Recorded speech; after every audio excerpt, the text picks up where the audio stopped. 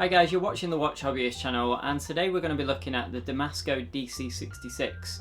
Now, first of all, this is a video that I found on my computer from about a year ago. I actually returned the watch within a couple of weeks, and it was purely because something about it just didn't appeal to me in the end. As much as it was rugged and a very cool piece, it just didn't sit right with me. It was quite big on my wrist, although it wasn't too big as you see in the video.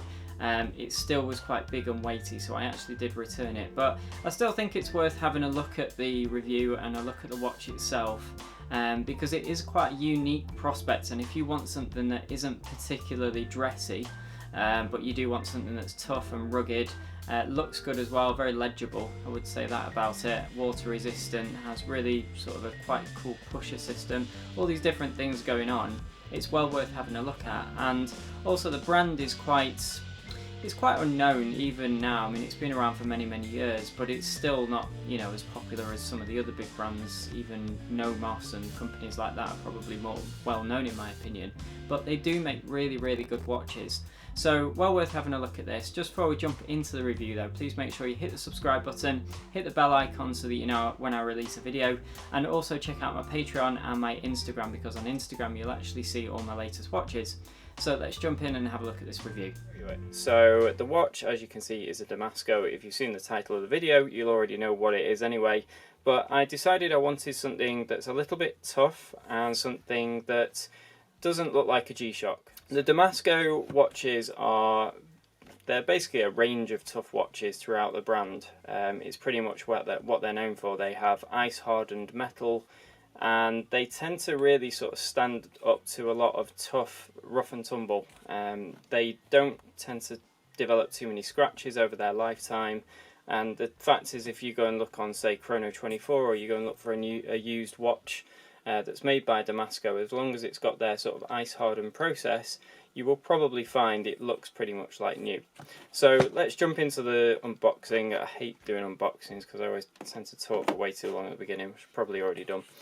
First things I noticed were I don't really think this stands up to the packaging of a several £1000 watch, in my opinion. You know, it's not the most expensive watch ever, but it is very similar to something you would find in the few £100 price range. I've said this before with a Bolivar and people had an absolute go at me. For me, it's just something I like. If I get nice packaging, I've spent a lot of money, it just seems to feel that bit better. It's probably cost the company about another 3p. So I don't see any harm in just giving you some really decent packaging.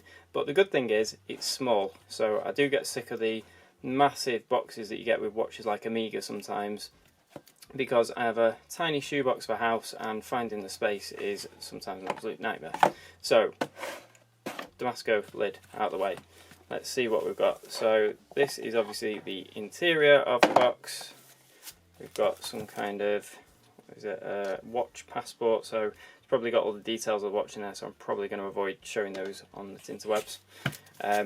We've got, oh, it is a nice box. It's like a shiny box, not branded or anything, so it's just a generic sort of wooden box, but it is definitely wood, doesn't feel like plastic. And let's see what we've got. There it is. Right, so this is the first time I've seen it. First impressions are I really like the sort of rugged looks of this watch, but it's certainly a watch that you could wear to most occasions. As you see, and I've never actually seen it before, this is the Bracelet model.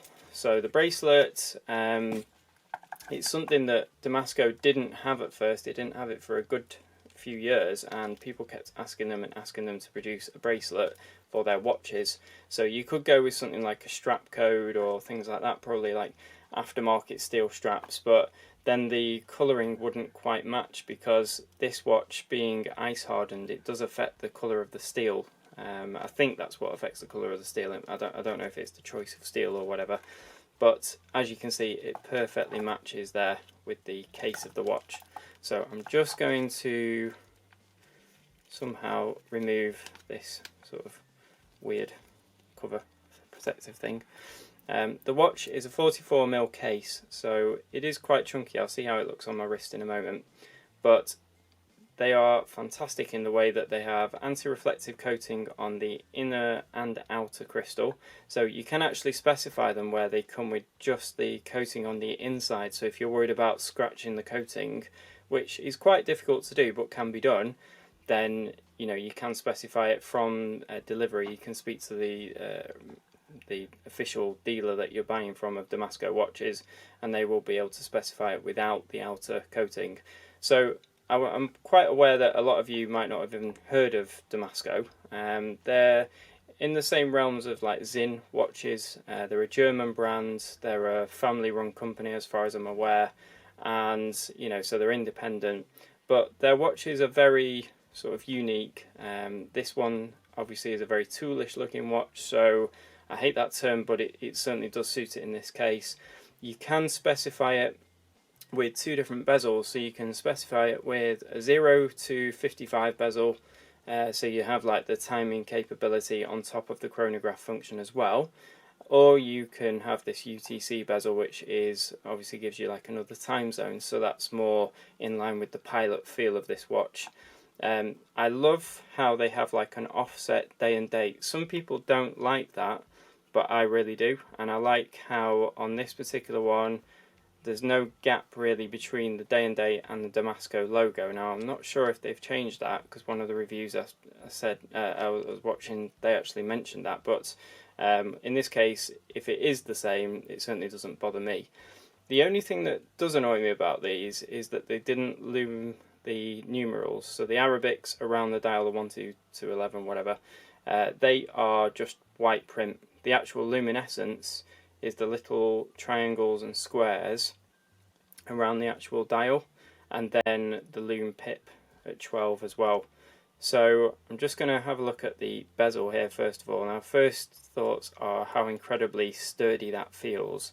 So it's nothing like a Rolex which moves and then doesn't have anything sort of to come back. This sort of feels like it's got real sort of heft to it, and you're not going to move it easily at all. So it's a very different feel to something like a Rolex or an Omega, something completely different to say a Seiko. They all have their own different feel when it comes to things like this, but I believe that Damasko actually uses its own ceramic system, so it certainly feels very, very sturdy and durable, and there's literally no movement either way with that. It's as if it's fixed at first. You really have to give it some force. It's a 60 click bezel as well by the looks of it, so if you are in like a half time zone you could utilise that, I guess. That's pretty good. I've gone for the 12-hour because I'm hoping to travel with this watch, and what I can do is say I fly to America 5 hours behind, then when I land I will set the actual time to the American time, and then I will move this sort of 5 hours ahead and keep it that way throughout my trip, and that gives me a sort of instant look at the 12-hour time. So I'll still have to work out whether it's night or day. Back home it's not a 24-hour bezel, it's not a 24-hour GMT function, but it will be fine. And the only thing it would affect is if you have major OCD and you can't stand seeing a bezel off centre. Obviously that's going to annoy you a little bit. The dial on this one is black. You can get it with a sort of cream effect dial, and that the whole dial is illuminated with that one. It's got the loom sort of set into the dial, and then you have black numbers and black hands, so those stand out in a different way. So it's user preference, but for me I went for the black dial because I just think with the blue cast of the anti-reflective coating, I think it just looks better, and also because it's not a complete white, I only tend to like white dials if they're white. I don't tend to like cream dials. So for me personally, the black one works fine. In terms of thickness, I don't think it's too bad at all, actually. I thought it'd be a lot thicker than that, a lot heftier than that. I've got a Seiko Turtle here, which I've just taken off actually before doing this, and actually looks like the Seiko might even be a bit thicker, or certainly within the same realm. So, you know, nice and not too tall. The Bracelet, I'm feeling it, there's not too much weight to it. That's a very nice touch actually. If you notice, the D for Damasko on the crown is actually the right way up when it's screwed in.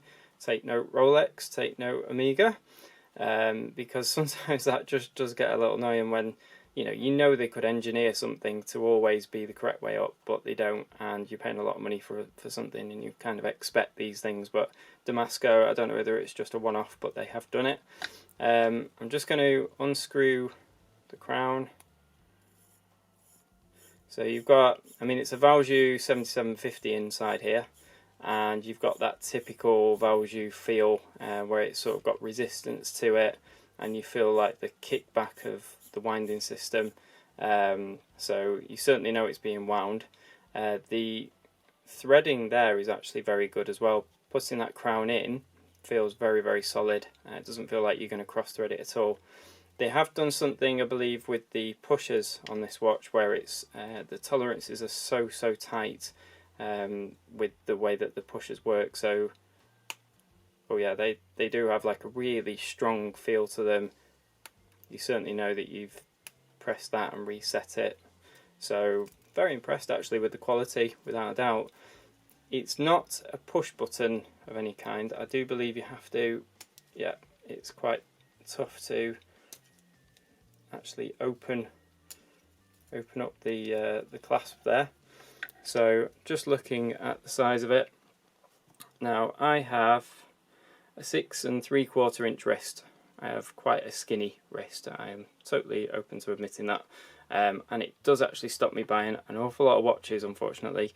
However, this one actually appears to fit quite well, which I'm surprised about, because I do remember when the last one I had, I couldn't remember, I mean it was about 3 or 4 years ago, I couldn't remember why I sold it, but I do remember thinking it was quite big, but I wore it on a NATO. I think on the bracelet it actually wears really, really well, so quite surprised about that. You do have like loads of text on the back of the case with these watches. It tells you all about the technical aspects of the watch. I think it's either 100 meters or 200 meters water resistant. So it's very suitable for swimming, very suitable for general out and about outdoor activities. You know, I think you could quite easily beat this watch up and it wouldn't really show too many marks. The bezel, some people have called it ceramic. As far as I'm aware, it's not ceramic, but it is ice hardened. So it has a sort of effect to it. It doesn't actually look totally black when it's in the flesh. It looks like a grey, purpley sort of black, depending on which you, even a brown there, depending on how you turn it. And it's very, very, very tough. I believe it's as tough as the crystal. So if you are going to like knock it against something, then in terms of scratches, it shouldn't really show too much wear. That's what I'm led to believe through the marketing and through the reviews I've read anyway. So anyway, that's a quick look at the Damasko. Sorry, there is some branding there on the box. I didn't see it. It wasn't on the outside, it was on the inside. So it does, you know, now I've seen the packaging and everything, it does sort of befit the price point that I've paid for the watch. And I do think it's a watch that could quite easily live in anybody's collection, because we always want sort of one watch that can take a beating when you're doing the gardening, or whether you're travelling, or, you know, if you've got children and things like that, or pets, and you're always worried about knocking your watch. If you are like me, I do get concerned about sort of really damaging things. I try and keep things as pristine as possible. So certainly with this watch I won't worry at all, and it seems to fit my wrist, which is a complete surprise, because I was honestly thinking it wouldn't do. So maybe I'll do an update if I do decide to keep it.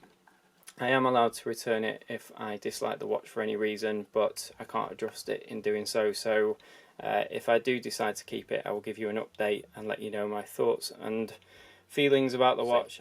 So I hope you enjoyed this little review. Please make sure you give the review a thumbs up, because it helps me out, and also make sure you subscribe to the channel if you haven't already, because you know you're going to get some nice new reviews coming up soon.